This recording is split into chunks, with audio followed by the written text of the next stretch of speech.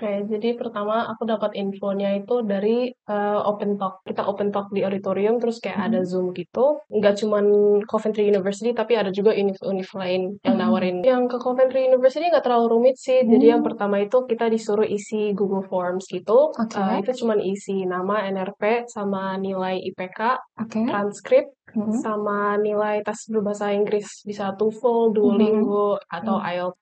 Mungkin dalam segi sistem perkuliahannya. Kalau di sini kan sangat teratur ya, there's mhm. specific SKS yang harus diambil, ada Mmm, paketan juga, udah iya ada iya. teratur gitu kan. Bener Tapi bener. kalau di sana itu bener-bener it's up to you Oke. gitu. Jadi kamu kalau mau ambil cuma 2 kelas atau 5 Mhm. kelas gitu, it's totally fine gitu. Semua orang Oke. ada pace masing-masing gitu. Welcome to podcast Berita, Educate, Inspire, and Impact. Hai News Realizers, kenalin aku Dinda sebagai moderator dalam podcast Berita kali ini. Nah, sebelum kita mulai, aku mau ngenalin narasumber podcast Berita kali ini, yaitu Mbak Gianina Leticia Pramesti atau Mbak Gia, yang merupakan salah satu mahasiswa teknik industri yang telah melakukan student exchange. Selamat sore Mbak Gia. Sore. Mbak Gia sendiri telah memiliki segudang pengalaman dari sebagai Staff of Science Course SPI ITS, sebagai Director of Academia dari SPI ITS, Probis Mentor IASEC Surabaya, dan juga Business Development Team Member of External Relations Business Development dari IASEC Surabaya. Di podcast kali ini, aku pengen nanya-nanya nih terkait dengan pengalaman dari Mbak Gia selama student exchange. Sebelumnya, terima kasih Mbak Gia telah menyempatkan waktunya dan juga telah bergabung dengan kami hari ini. Gimana kabarnya Mbak? Baik. Baik, oke. Mungkin sebelum kita bahas lebih jauh nih Mbak soal student exchange, mungkin bisa dikenalin Mbak ke penonton dari berita ini uh, mengenai program dari student exchange yang Mbak Gia ikutin sama universitasnya nih Mbak yang diikutin Mbak Gia pas student exchange kemarin. Halo semuanya, aku Gea dari Angkatan 21. Aku sebagai salah satu mahasiswa yang ikut program exchange ke Coventry University di UK. Oke, terus mungkin bisa cerita nih Mbak, gimana sih awal ceritanya bisa ikut program student exchange ini dan dapat informasinya dari mana? Oke, jadi pertama aku dapat infonya itu dari Open Talk. Jadi kalau Oke. misalnya IUP itu wajib untuk ikutin Open Talk tentang student exchange. Mhm. Waktu itu masih di semester 4, kita Open Talk di auditorium, terus kayak ada Mhm. Zoom gitu. Terus Mhm. ada nggak cuman Coventry University, tapi ada juga univ-univ lain yang Mhm. nawarin gitu. Ada Mhm. dari Taiwan, Netherlands gitu. Terus Mhm. kebetulan aku tertarik pengen ke UK karena nggak pernah ke UK. Jadi kayak pengen Oh, explore. oke. Jadi dari awal emang udah ada pikiran maunya UK aja kayak univ-univ lain kan ada tawaran dari ke Jerman juga ya Mbak, Jerman, Rusia, Taiwan, tapi emang udah ada gambarnya pengennya di UK aja. Iya, pengen ke UK atau nggak Canada. Kayak a country yang berbahasa Inggris gitu, biar nggak susah Oh, banget. oh oke, biar nggak belajar ulang lagi ya bahasanya. Bener. Oh, oke oke. Terus gimana sih Mbak proses pendaftaran dan tahapan apa aja yang harus dilakukan untuk apply program student exchange-nya? Kira-kira rumit apa nggak? Untuk yang ke Coventry University nggak terlalu rumit sih. Jadi yang Hmm, pertama itu kita disuruh isi Google Forms gitu. oke, Itu cuman isi nama, NRP, sama nilai IPK, oke. transkrip, Mhm. sama nilai tes berbahasa Inggris. Bisa TOEFL, Mhm. Duolingo, atau Hmm, IELTS. Soalnya Coventry University cukup diverse yang diterima tes oke. bahasa Inggrisnya. Soalnya ada beberapa univ yang nerimanya cuma IELTS atau nerima Mhm. cuma TOEFL gitu. Kalau Mbaknya kemarin pakai English Proficiency yang? Aku pakai TOEFL, ITT. Oh, tuh, ITP. Sebelum berangkat ini untuk proses pendaftarannya ada tes dari ITS-nya juga nggak? Kayak dari GE-nya gitu? Kalau tes enggak sih, tapi paling abis udah selesai seleksi berkasnya itu aku Mhm. mulai untuk uh, latihan untuk interview. Karena Oh, tiap nanti interview. bakal ada interview dari dosen yang bakal ngebimbing kita di Coventry. Oh, oke. Oke. Oh, dari sepengetahuan aku juga nih Mbak, selama student exchange kemarin Mbak Gia juga ikut magang. Mm-mm. Nah, itu mungkin spill dikit dong Mbak cerita magangnya di sini.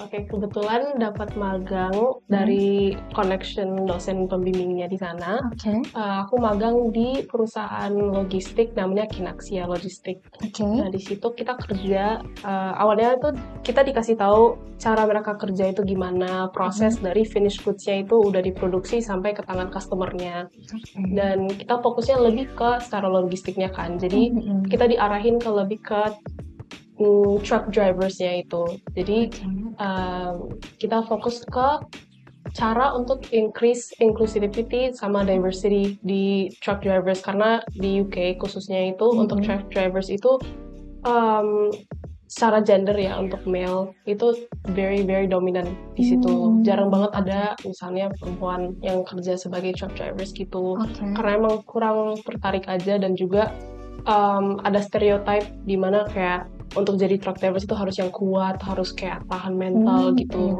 Padahal it's very very safe gitu. Dan kita coba untuk internal analysis dulu antara company-nya, baru external analysis. Nah, di situ kita interview DHL, GXO, berbagai macam logistic company, biar kita tahu mereka effortnya apa sih untuk increase diversity-nya.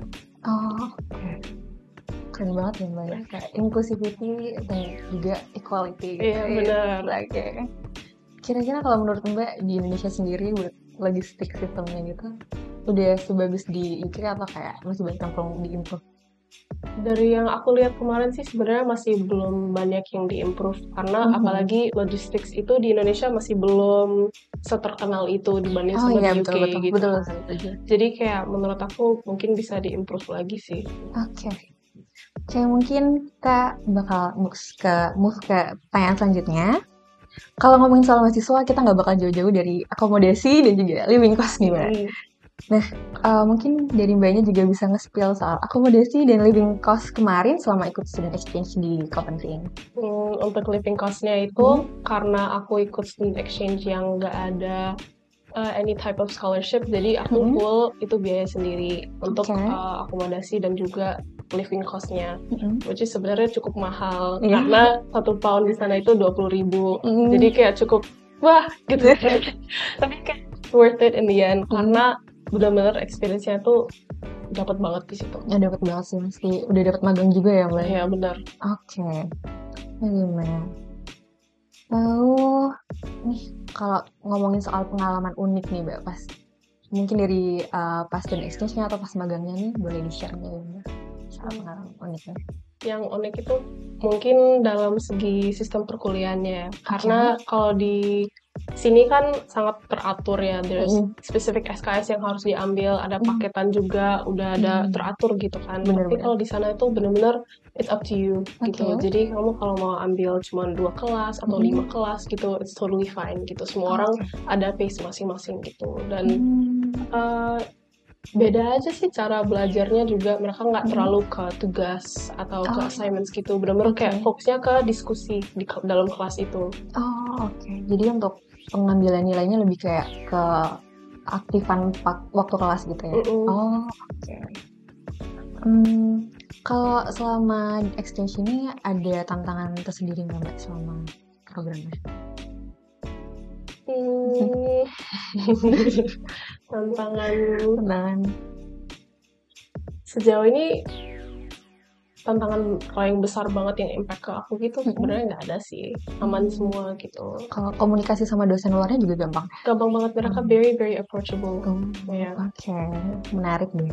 Mereka selalu kayak habis kelas yang kayak kalau misalnya ada kendala atau masalah langsung email saya aja, atau nggak datengin ke kantor saya gitu. Jadi kayak easy.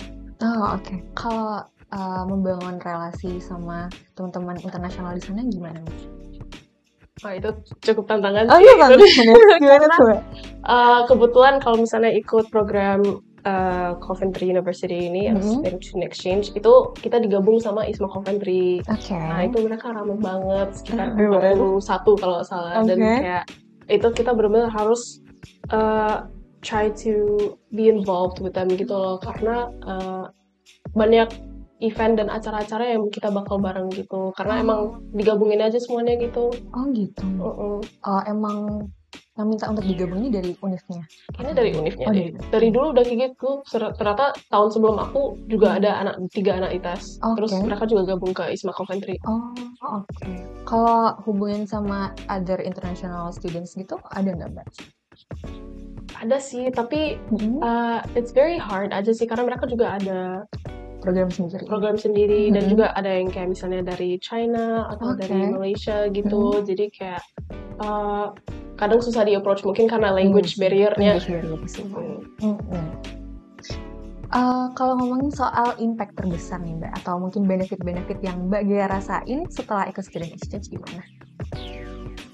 Nambah ilmu banget sih sama experiences gara-gara kalau misalnya ikut student exchange itu nanti kita bakal dapat company visit sekitar 5 gitu. Terus jadi salah satu company yang kayak terbesar impact-nya itu ke Google di London. Jadi kita pas visit company-nya secara offline dan kita di touring sama orang-orang Indonesia yang kerja di Google gitu. Banyak nggak Mbak yang kerja di sana? Lumayan banyak, jujur. Iya, sampai pakai bahasa Indonesia gitu loh. Itu enak tuh. Iya, enak banget. Terus kayak ada juga ke Harry Potter Studios dan kayak the experience itu unbelievable aja sih, bener-bener kayak aku ngerasa it's a once in a lifetime chance gitu. Bener-bener dapat international exposure banget. Bener. Kalau dari Mbak Gea sendiri ada rencana buat ngelanjutin kerja di luar? Kerja? Iya. Pengennya sih iya sih. Iya, karena kerja di luar itu very different vibe. Aku aja magang di luar itu very very different dibanding di sini. Sih, pasti beda banget dari budayanya, orang-orangnya, terus sistem kerjanya juga pasti beda banget. Jadi sejauh ini lebih tertarik buat magang dan kerja di luar lagi. Yes. Dari Mbak Gea sendiri juga, apakah program student exchange ini membantu dalam memperluaskan jaringan pertemanan lagi, kalau ngomongin soal koneksi lagi? Very much. Karena apalagi kita digabung sama anak ISMA Coventry, jadi kayak benar-benar we know so many different types of people dari berbagai macam background gitu. Untuk rencana kedepannya nih Mbak, apakah masih pingin student exchange lagi kayak student excursion maybe, atau internasionalisasi lain yang ingin Mbak Gea lakuin? Aku so far tertarik sama ini sih, student excursion ke Jepang. Mungkin liburan semester nanti. Terus Mbak Gea, makasih udah datang di podcast kali ini. Dan di podcast kali ini juga kita udah bahas dan sharing-sharing banyak banget soal pengalaman student exchange di Coventry. Jadi aku mau ngucapin terima kasih sekali lagi ke Mbak Gea. Dan terima kasih atas waktunya, dan sampai jumpa di podcast selanjutnya. Terima kasih.